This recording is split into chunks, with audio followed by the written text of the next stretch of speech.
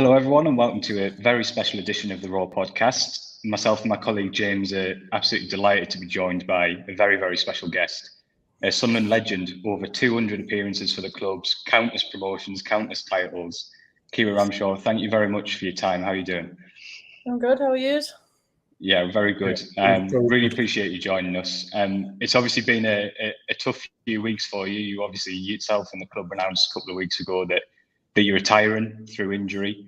Can we just start by talking through sort of the last few weeks and how it's been for you? Because obviously at 29, you obviously still had a lot of football left in you, but at the same time, you've had an incredible career, haven't you? And you've achieved so much of what you set out to achieve. What's it kind of been like the last few weeks for you? I think when I first found out about how bad the injury was, it was hard to take. But as the weeks have gone on, and I'm still involved with the club in different ways, and it's been hard to accept. I'm not going to lie. I did expect to be playing until I was about 35, and hopefully when Mel or whoever would say you can't play anymore because you physically can't. I didn't expect to then get told I needed to retire as such. But yeah, it was gutting, but the good thing is the team's in a very good place now, and we're doing very well. And I can look back on my career and think, like you say, I've had a marvelous time with Sunderland and 14 long years, and they've been absolutely amazing. It's obviously been quite a long process, hasn't it? This injury. It's not just like one thing. You've been battling it for a while. It must have been quite a tough sort of 12 to 18 months for you because, you know, I don't think you'd had many issues with injury in your career at all, had you, really, in the first sort of phases? And then obviously this has been a bit of a battle. Was there a moment where you kind of knew that you were going to have to retire, or has it been a little bit of a gradual sort of process of getting your head around it? I mean, like you say, I've always been one of them players that ends up with a broken nose and can play the week after or something like that. I've never had a long-term injury until the age of 28, really, and that was when the first injury occurred on my ankle, which I needed a full ankle reconstruction with the ligaments. I needed bones removing from that surgery. And then after that surgery, I was getting back into it. I was getting back into pre-season. I was feeling good. But then the pain started, and I realised quite quickly that because of the swelling and things that there was something not right in there. Then got sent for another scan, and unfortunately they found a different type of injury, but one that was even worse than the first one, which means that I had no choice really, because the choices were I could have an operation, but that would end my career anyways, or I can have the injections to take away the pain. But that would also end the career because the injections would soften the cartilage, which the cartilage is the problem. So either way, I didn't have a choice, which was hard. But all the girls have been amazing. Mel and Steph have been fantastic. Our general manager Alex has been so supportive, and my friends and family, I can't thank them enough for being there. And it is such a tough time, but like I say, the club's in a very good place, and it's exciting to see what they're gonna do and what they're gonna go on to achieve. It's obviously a really tough time for you, but you mentioned there because of the process you kind of been through. Has it been made a little bit easier to have that clarity the last couple of weeks that although it's not the outcome that you wanted, at least you kind of can sort of move forward now? And you mentioned that you're still involved very much with the club and working with this team. Are you able to kind of move forward a little bit now that it's kind of announced and that you know what the outcome is? Yeah, I think obviously pre-season I was obviously hoping to play, and had my season in hindsight knowing that I was going to get back on and going to get back into it, and that was exciting. And then it quickly got taken away, and that was hard to accept. But at the same time, yeah, we've now I'm coming to terms with it. We've got a lot of things for myself to be doing around the club, and I'm supporting with the PGA. I'm in and around the girls still, and I'm supporting in different ways from the sideline, and hopefully I can still have an impact. And it has been a long time to try and accept, and that's why we've probably just announced it not long ago. But at the same time, it was quite a shock for us as well. You talk about coming to terms with this and accepting it, Keira, but I'm just wondering, have you had much time to reflect on your career and how well thought of you've become, how well loved you are by Sunderland fans? I mean, I remember you from Thornhill School. I think you were the year below me. And like, did you ever imagine then really that you would become this sort of revered figure on Wearside? It's an incredible story. Well, I think when you look back and I think of where we've come from, like obviously being born and bred Sunderland, I've been brought up in the middle of, like right next to the city centre in Millfield, and it's an area where you see Sunderland shirts every single week, and then you're going on to then play for the first team at the age of 16. That was a dream come true, because you're playing for the club you love, you're playing for the club you support, and for me that was my dream fulfilled. And yeah, it's been fantastic. I mean, I've seen the club in full circle. We've went from parents being chairmen and treasurers, to then being paid, to then being in Super League One, to then getting demoted, to then going into National League, to then getting promoted. So yeah, we've done a full circle with the club, and I've seen it many highs and I've seen many lows. But one thing I can look back on is when we did get demoted, I then hoped and prayed and wanted to stay with this club to make sure we got back to where we wanted to be. And at the minute, I feel like we're in a very good place. We're in the Championship. We're top of the Championship. And yeah, I do believe that we can still make it to Super League One, and that would be what I would aspire for. And you mentioned your sort of role and involvement now. What's that sort of going to look like going forward, or is it something you're still sort of working out as you sort of come to terms with the early retirement? I think we're still trying to work it out as such, but I have been doing a lot with the PGA, and I've been in and around that.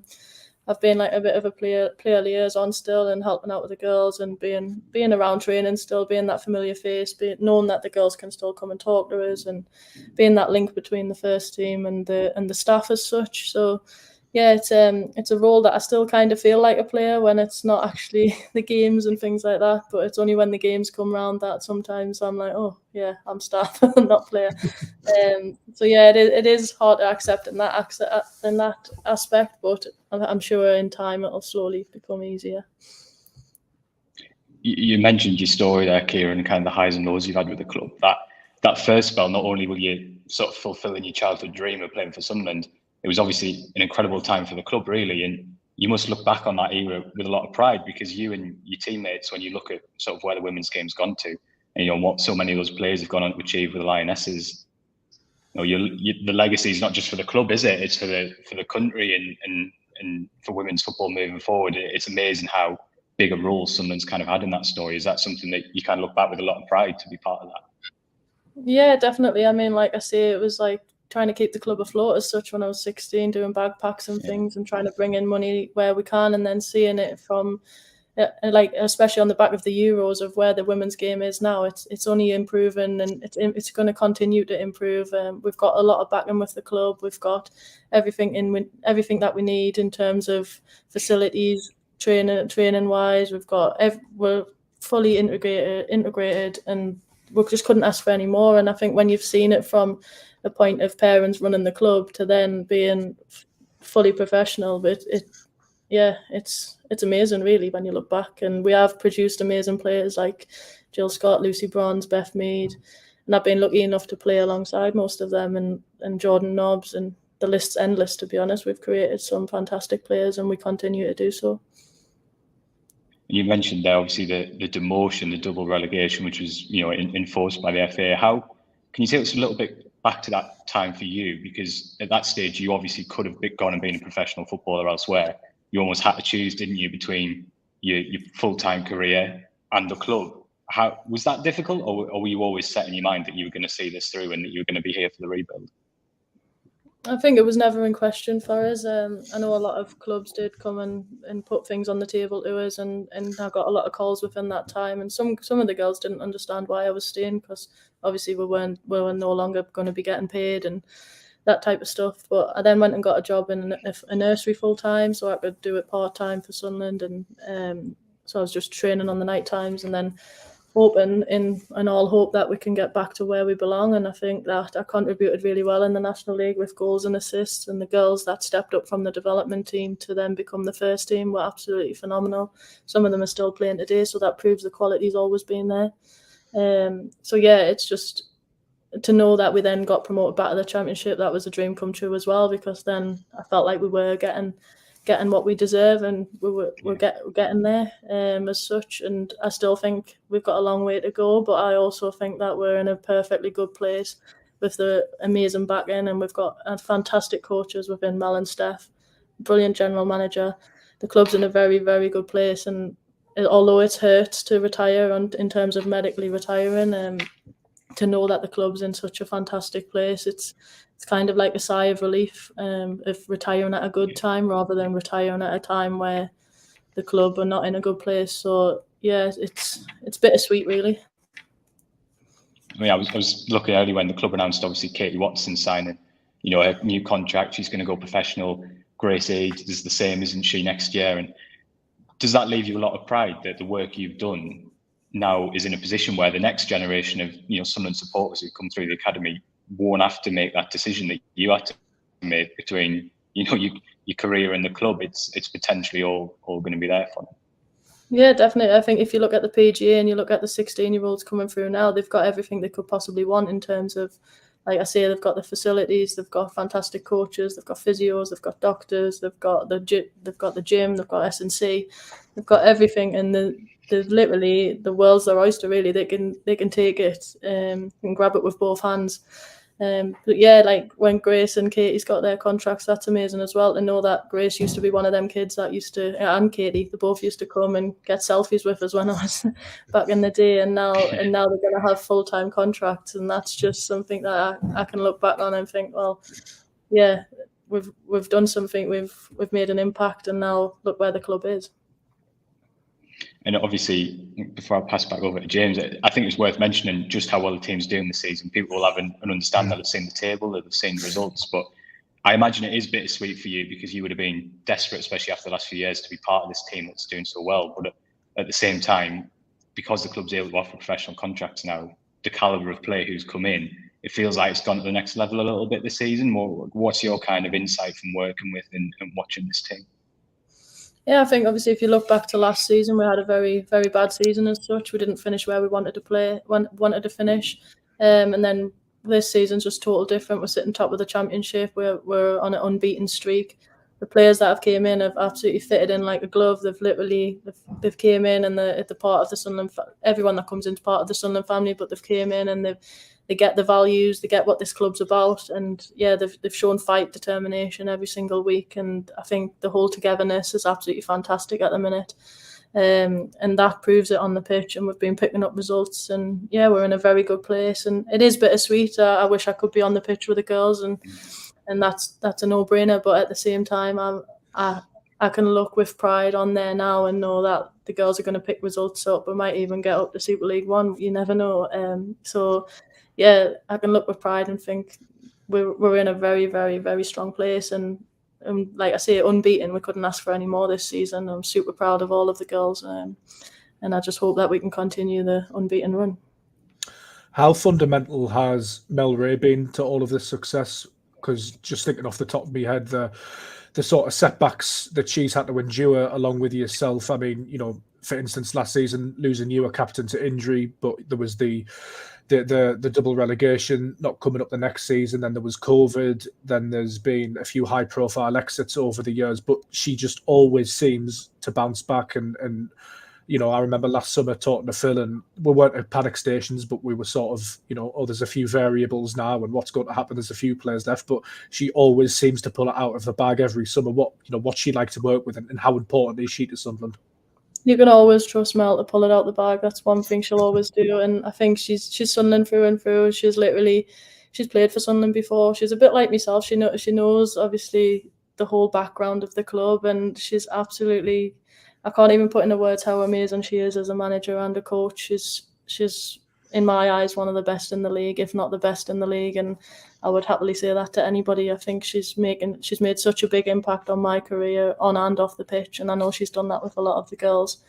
But yeah, like you say, she's experienced it as well in like a full circle motion. She's been part of the club throughout different stages, and she's never ever once turned her back on it. She's always wanted to bring it back to where it needs to be, and she's done a fantastic job in that. I mean, last year would have been hard sitting where we were in the league, and then this year you just know that she's going to turn it around, and the players that she's brought in, her and Steph, have been absolutely phenomenal, and we're sitting top of the league, and yeah, she doesn't give in, and that's what the whole Sunderland approach is. She doesn't give in, and we're all together, and yeah, I couldn't sing her praises enough, because honestly, I think she's an absolutely phenomenal woman, and she's an absolutely amazing character, amazing manager, and yeah, we've got the best for us.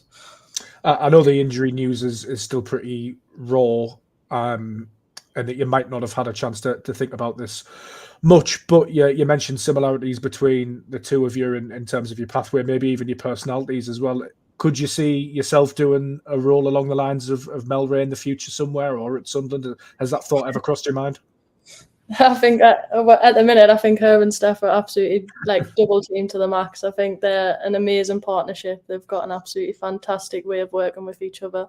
They just bounce off each other, but also they get the quality. They get the quality out of the players. They get the quality out of the sessions, and yeah, they're doing really well. And I do think Steph and Mel are a complete dream team, and I think they will take this team to new heights. And yeah, if I can be in and around that, then that's amazing. But I'm not stepping on any toes and not trying to be anybody. But I know that the club's in safe hands with Mel and Steph.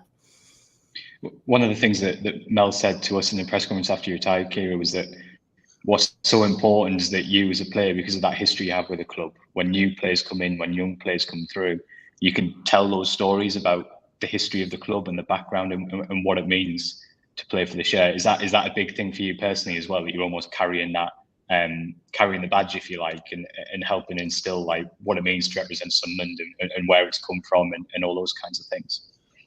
Yeah, I think Mel's saying that as well because she's also experienced it from that point of view. She's experienced it by getting on minibuses and going to games and 4 people sharing them in one room and things and doing backpacks. And Mel will say that because she knows that I've experienced it from that point of view. But also it's important that the players know where the clubs came from. It's important that they know the background. It's important that they know how many things were put on the line for them and how the club at one point nearly folded years and years ago, and that didn't happen, and we're now where we are. And yeah, I think if we can instill the Sunderland family feel and the approach, and that I'll continue to tell the stories, I'll continue to share the background, and I'll be there as a supportive friend, and supportive staff member in terms of just being there and hoping that they can take something from the past and make it, because they're coming in now, and like I say, they've got everything. They've got everything in the hands basically, and it's whichever way they want to use it, and that's a fantastic feeling. Some of them, when I'm talking to them and I say, yeah, we used to do backpacks, they're like, what? Why? Or some of them seems are incredible like, now, doesn't it? Yeah, some of them don't understand that we used to train in different places, or we used to get the men's kit and things like that handed down, or one person used to wash the full kit every week, that type of stuff. So yeah, like when you put it into perspective with things like that, I think it's important that they know where the clubs came from and how important it's been to get here. Keira, before we let you go, we've got a few quick fire questions for you just to reflect on your career a little bit. So I want to start off. What's your favourite goal in Sunderland Share? Is the one that springs to mind? I'd have to say the volley against Millwall that got us promoted. We won 4-0 that game, but I think it was the 3rd or 4th goal, and we got us.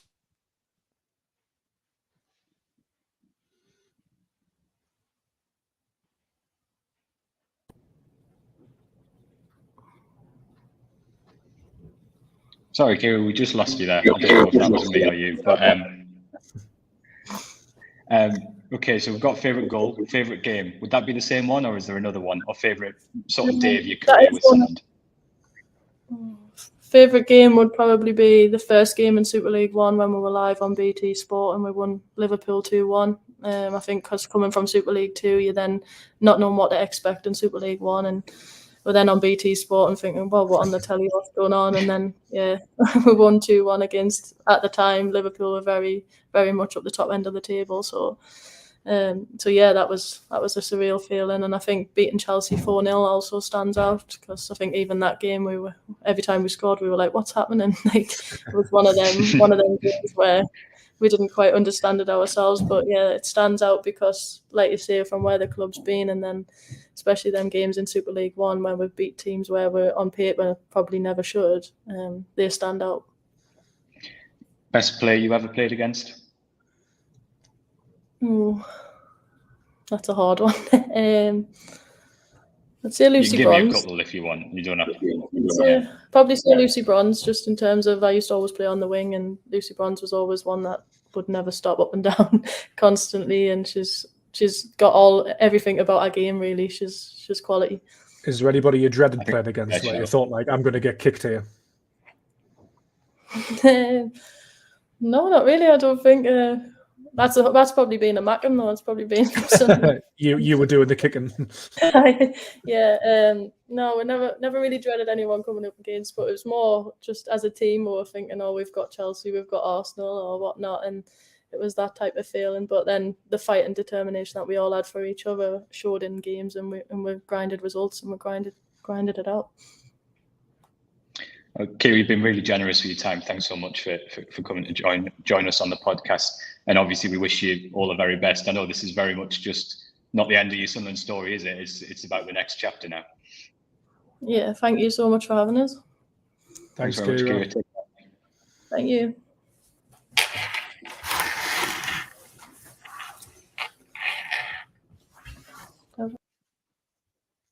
Well, that was good, Phil, wasn't it? It was, yeah. I think it's I think it's incredible. I think Keira uses the phrase full circle, doesn't she? And I think that's the amazing part of her story, that, you know, not just to go through an incredible rise and then, you know, the decline of the club as well, but to bring it back to where it is now, where, you know, realistically we're looking at thinking maybe this could be a Super League club in 4 to 5 years is an incredible thought, isn't it? It is, and I think hers is just an incredible story. She mentioned there the bagpacks and just playing purely for the amateur love of it, really, but without any of the recognition, because there was none of that. It was literally played in front of a man and his dog and a couple of parents, and her generation of football player deserve huge credit for growing that and sticking with it and playing for the love of it and coming under flack and under fire in some cases, but rising above it and just letting their talent do the talking. And thankfully now we're seeing women's footballs exploding left, right and centre, which is great.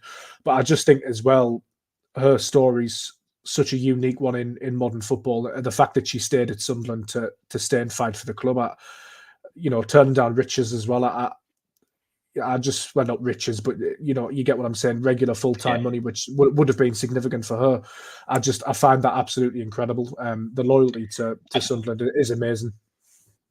It's a fine line, isn't it? Because obviously that is just an amazing thing and something that we've sort of praised and rightly so. But also it sits against the fact that it should never have had to happen, should it? And I think that's a big part. And I think that's one of the big things about Keira's legacy, really, is that, like I say, the next generation of Keira Ramshaws don't have to make that decision. They don't have to choose between playing for the club that they love or being a professional, you know. And I think that's what's so exciting when you see the professional contracts now. And, you know, as Keira herself said there, there's obviously still a long way to go. I think Sunderland is still very much in the rebuild phase that we've talked about. And there are some clubs that I think are further ahead in terms of, you know, they've been professional for longer, they probably have bigger budgets. But I think we're starting to see Sunderland, you know, catch up at quite a rapid pace, actually. And this season, I mean, you alluded to it there with Keira, James. We were looking in the summer and we were, I wouldn't say panicking, but there was a lot of concern. It was a poor season last year. A lot of the side left. Niamh Herron going for one that was a huge blow at the time because she's such a talented footballer. Yeah, absolutely. And, you know, if you looked at the team that sort of played the vast majority of games last year, you know, 5 or 6 of those all left at once. But to be fair to Mel, you know, when we spoke in pre-season, she was really confident that they'd signed a high caliber of player. I think the question mark was how quickly can they gel? I don't think Mel was worried whether these players were going to be good enough. I think the obvious worry was, are they going to look like a team? Because they've all come together. Obviously, a lot of them, as we've discussed with a lot of the men's players who've Sunderland signed, it's big upheaval in their life moving to Sunderland. And I think that's been kind of the truly remarkable thing, that they've so quickly looked like a team. And I'm sure Keira is sort of a big part of that in terms of the work she does off the pitch as well, in terms of bringing everyone together. And I mean, it's just a really exciting question. Can they sustain this?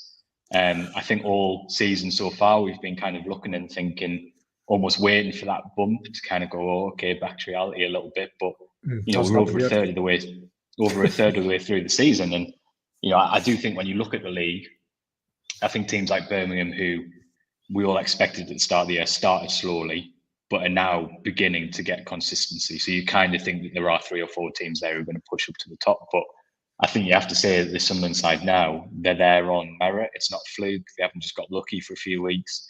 They've been really competitive in every single game they've played. And I think it's worth remarking on, isn't it? Because we were very much at the start of the season looking at thinking just stay in the league. Obviously, the relegation spots have gone up to 2 this year from 1, which was a bit of a concern, I think. But they've left that well behind them. I think what I like most is the conviction of this current setup, of this current side, because as we've both talked about, in the summer we were looking at it thinking what's going to happen here, and rightly so. But the club have had that conviction. Mel Ray had that conviction. They weren't going to be deterred. They knew exactly what they're doing. They had a plan in place. They knew there was going to be some flux. They just kept their head down, did the work. And I think crucially as well, we on this podcast, we love a good structure, we love a good plan, we love a good model. But there seems to be that sort of, that work has been done with Sunderland women and continues to be done. They're very much part of Sunderland now. They're very much sharing resources.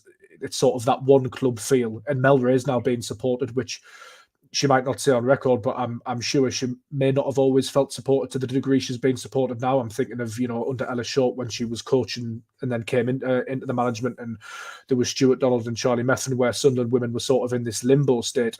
But now it really feels like Sunderland are geared up towards success and a decent step in the Championship. As you say, whether they can keep it up long term over the course of a season is, remains to be seen, but it's still hugely exciting. They're playing really well. They're picking up points. They're undefeated. They've got these young players, and they're signing young players to contracts. I mentioned Katie Watson, England Youth International. I think perhaps we fall into the trap of looking at women's football in terms of this women's football revolution, and that Sunderland should be, paying money and all of this sort of stuff. But perhaps we have to be sort of realists and realise that it does happen incrementally. And I know there's been a sort of hybrid model at Sunderland. Hopefully, with success, that can change into being a full-time model. And things can progress that way. It's a very sort of nuanced thing, isn't it? I think it's a fine line, isn't it? Right, because I think part of the problem, what you don't want to happen is, and I think we have seen this at other clubs that have kind of had financial difficulties. What you don't want is the fate of the women's club being essentially tied to the men's club. Yeah. So you want it to be able to stand on its own 2 feet, so that nobody can just decide, to kind of pull the plug on the operation. And I think that's what happened under Shaw, isn't it? And I think realistically that you're not going to get there overnight. That is going to take time, but you also need to invest a certain level in it to grow it.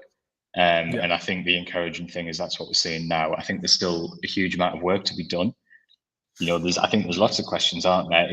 For example, is Appleton really an appropriate place for such an upwardly mobile football team? Yeah. I'd argue probably not, mainly because of public transport links or all that kind of thing. So I think it's a pain to get to. I can attest to that. Yeah, I think especially on a Sunday, I'm sure a lot of people can attest to that. So I think what I'm trying to say there is we shouldn't. I don't think there should be any complacency. I think Sunderland has still got a huge amount of work to do to kind of fulfill that legacy, if you like. That not just Keira, but all the players and coaches of that generation have left behind. But I think it is a really exciting time, and I think I think it's a great time to get behind the team. If you haven't seen a game, we may just have put you off talking about Appleton, but the football itself. The football itself is improved so much this year just because of that professionalisation. You can see already that the recovery time the players are getting, the extra coaching time, you're already starting to see players improve rapidly. It's a really exciting time for the club. And I think, we'll just end by getting your reflections as well on Keira's career, James, because I think, we use the word legend too much in football, but I don't think in this case there's any doubt about her whatsoever. Not only has she sort of lived our dream, but she's left a huge legacy behind her, which is more than any player can expect to do when they set out. Yeah, it's a bit surreal for me, actually, sort of having followed the whole of her career. As I say, I was the year above her in secondary school at Thornhill, so I do remember her vividly, actually, and I do distinctly remember her being a good football player. And then sort of you enter your late teens, your early 20s. And I remember her playing for Sunderland and thinking I used to go to school with her. And then there was the big story with Ella Short, and you start to take an interest a little bit more because you're getting a bit older and things are starting to affect things. And then you actually started to watch her play. And I started to watch her play around that time, and when Sunderland had just been, kicked down to the third tier from the first tier through no fault of their own on the football field, and you just thought she is a cut above anybody in this league. She was absolutely sensational. She was good for multiple goals and assists on a day. She would be deployed up front. She would be deployed off the striker. She would be deployed on the left. She'd play hold in midfield. She would inspire everybody around her. We say she was an experienced player in that side, and I guess she was because of the amount of experience she'd had and the number of appearances, but she was still only really young at that point as well. And to conduct herself the way she did, she was only about 24, 25 when that was happening. And then, came the Donald and Methven era to stay loyal through that. Just superb. And, it bothers me actually that there was the great sort of lost Sunderland women's season during COVID when Sunderland were flying at the top of the third tier. They were going to absolutely walk that division, having narrowly missed out the season before. They were also in the final of a cup. And then women's football became a casualty of COVID, and that season was curtailed, expunged from the records. And maybe that perhaps was a slight regret of hers that we didn't get to ask. But yeah, just fond memories, and I think she will go down as one of Sunderland women's greatest ever players, if not Sunderland women's greatest ever player, given the length of servitude, and an icon on Wearside really for what she has achieved, and a trailblazer in her own way. People talk about Jill Scott being a trailblazer, absolutely correct, but Keira's path has been slightly different, but I don't think she's any less of a trailblazer for what she's done for women's sport in Sunderland and women's sport in the Northeast. It's a sensational sort of body of work to have when you're 29. It's really impressive. Well, I think we'll call it a day there so that you don't have to say trailblazer anymore, because it's I couldn't speak there. Terrible business. Mel Ray described her as the most important player ever to play for Sunderland, and I think that's a fantastic way to describe her impact and her legacy. So I think all that's left for us to say, James, is thanks to everyone who's listened, and we really hope you've enjoyed it. Certainly really enjoyed pulling it together, and really grateful to Keira for a time. And I know it's been a tricky few weeks for her, and we look forward to seeing what the next sort of chapter in her Sunderland story is. So we'll be back later this week, I think, with a Norwich City preview. And then I imagine next week we'll be back to sort of really go through the last 3 or 4 Sunderland games and have a look where everything's at. So yeah, Joe will be back with your Norwich preview later in the week. And then hopefully we will be back to talk about how Sunderland have ended their frustrating run with an absolutely thumping victory. Fingers crossed.